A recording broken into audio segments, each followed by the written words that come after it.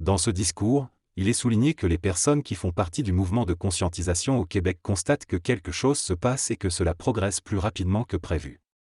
Cependant, il y a des individus qui changent d'avis ou qui se limitent dans leur engagement. Cela est dû à la nature de l'ego humain, qui refuse l'avènement de quelque chose de nouveau et lance une guerre contre tout changement.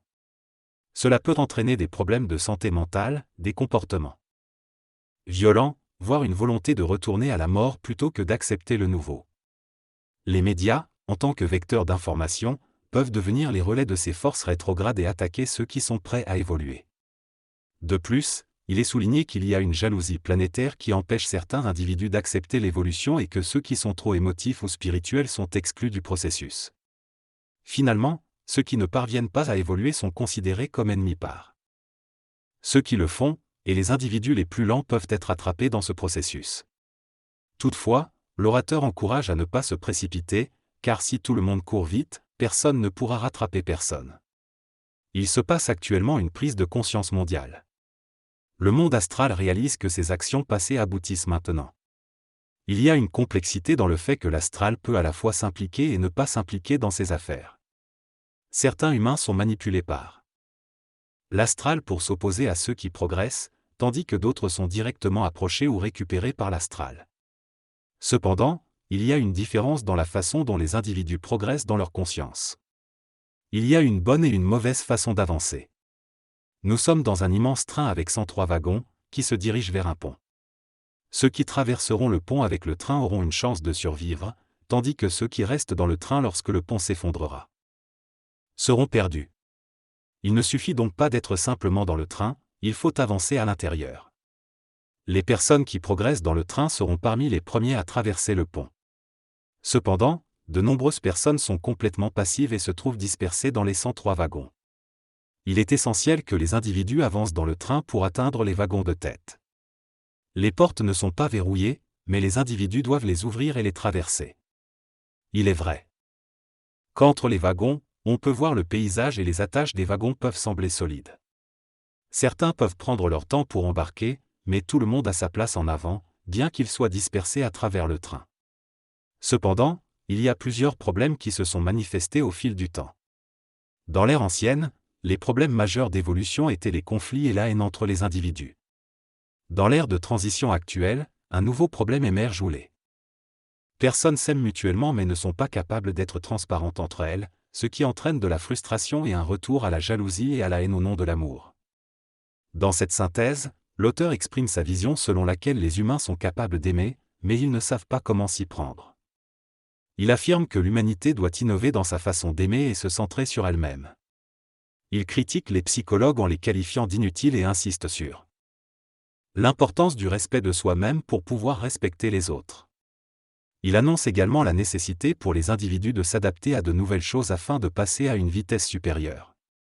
Il mentionne le sentiment de peur ressenti par les gens face à l'émergence de cette nouvelle façon d'aimer. Finalement, il encourage les individus à embrasser ces changements et à ne pas craindre de retomber amoureux. Le texte souligne l'importance de l'utopisation au niveau mental et de la connexion entre le plan mental et supramental. Cependant, il critique le fait que beaucoup de personnes vivent dans l'espoir et l'utopie sans réellement s'engager dans la réalité. L'auteur avertit que lorsque la réalité devient tangible, ces personnes seront déçues car elles ne pourront plus s'abreuver d'espoir. Il souligne également que les individus doivent apprendre à lâcher prise et à se libérer du poids de leurs souvenirs et de leurs attachements.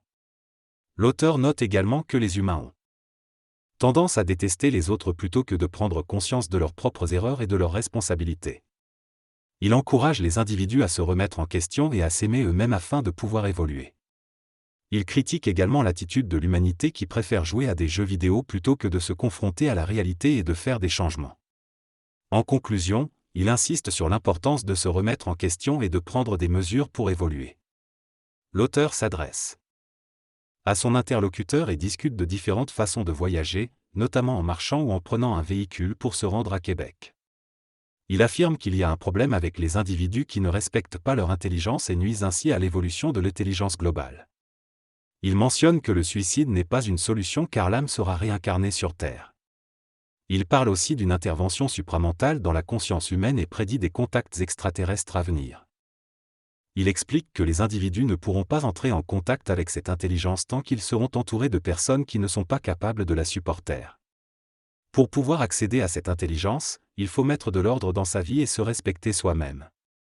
L'auteur souligne qu'il ne faut pas endurer les choses et que seule l'intelligence mérite d'être tolérée. Il encourage son interlocuteur à exprimer son intelligence et à se détacher des personnes qui ne lui permettent pas de le faire.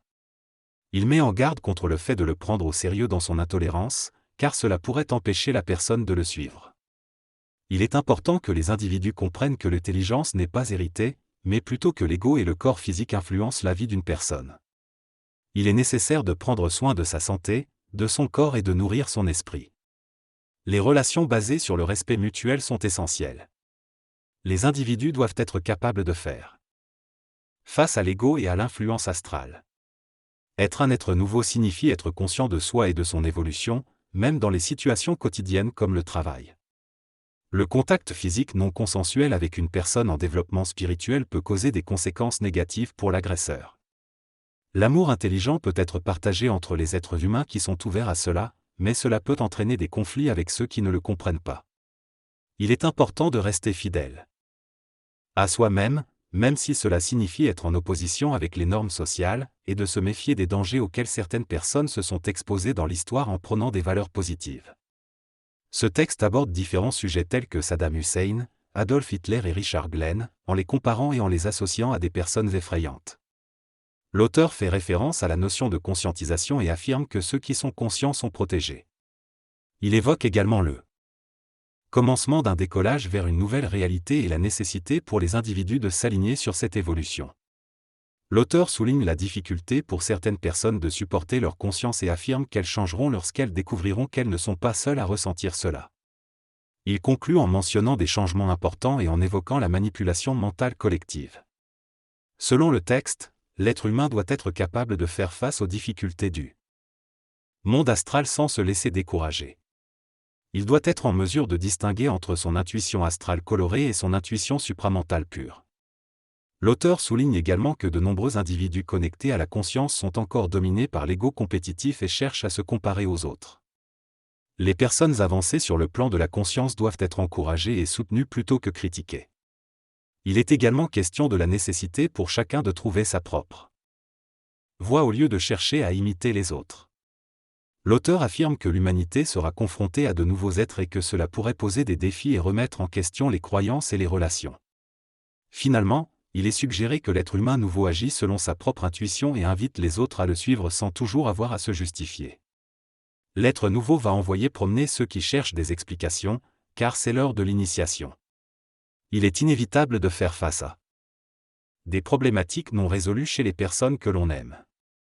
Il faut les aider à résoudre leurs troubles, sans pour autant les rendre les nôtres. Pour cela, il est nécessaire que chacun apprenne à s'aimer intelligemment, c'est-à-dire sans excès.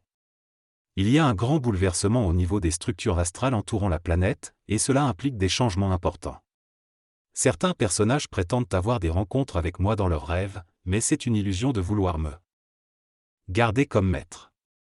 Certains individus sont amoureux d'autres personnes dans la salle, mais ne comprennent pas pourquoi ils ne sont pas aimés en retour. Il faut éliminer ceux qui ne comprennent rien et qui nuisent. Il y aura un grand ménage à faire. Il est possible que je reforme les structures de manipulation de quelqu'un si cette personne se comporte mal. L'astral va faire des corrections, mais il ne faut pas que cela brûle trop, car cela créerait des problèmes sur la planète. La peur fondamentale de l'être humain va commencer à se concrétiser, notamment la peur de la destruction des mémoires. Toutes les divinités, les dieux, les anges, les maîtres, vont devoir s'unir pour se défendre ensemble. Tout le monde finira par s'allier, même ceux qui étaient opposés auparavant. Le texte évoque plusieurs idées. Il parle notamment de la relation entre un père et son enfant, affirmant que même les pires ennemis peuvent devenir proches grâce à une intervention de l'astral dans la conscience humaine. L'auteur souligne l'importance pour l'humain de progresser et de s'adapter pendant une période de transition, en étant doux et écologique. Il évoque également l'idée que l'être humain ne se sert pas suffisamment de sa conscience et l'utilise principalement pour souffrir.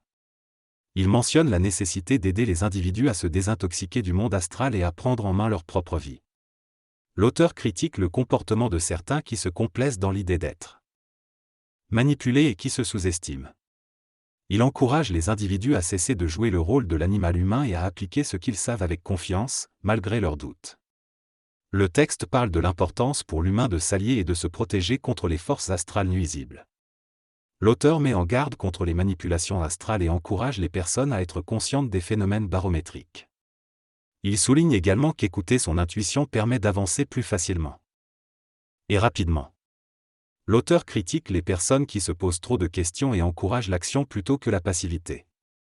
Dans ce texte, l'auteur exprime ses réflexions sur les questionnements et les comportements humains. Il souligne que chaque fois qu'il se pose des questions, il devient confus et incapable de comprendre. Il explique que l'information parfaite est claire et que nous devons apprendre à écouter notre intuition plutôt que de justifier nos comportements. Il affirme qu'il est facile d'être heureux, mais que les êtres humains semblent résister à cela. Il critique le fait que les personnes ne cherchent pas à se libérer et à évoluer spirituellement. Il souligne également que la douleur est une partie inévitable de la vie, mais que nous devons apprendre à l'accepter et à trouver le bonheur malgré tout. L'auteur conclut en indiquant que les personnes qui doivent passer par la transition de la mort n'ont pas besoin de payer un grand karma. Le texte aborde différents sujets, tels que le karma, la conscience, les problèmes de la vie quotidienne et le respect de soi et des autres. L'auteur souligne que le karma est une mécanique évolutionnaire pour permettre une ascension de l'individu vers une nouvelle conscience, mais une fois que cette conscience est atteinte, le karma n'est plus nécessaire. Il critique également le fait que les êtres humains continuent à vivre de manière animale malgré leur connaissance et leur capacité à agir différemment.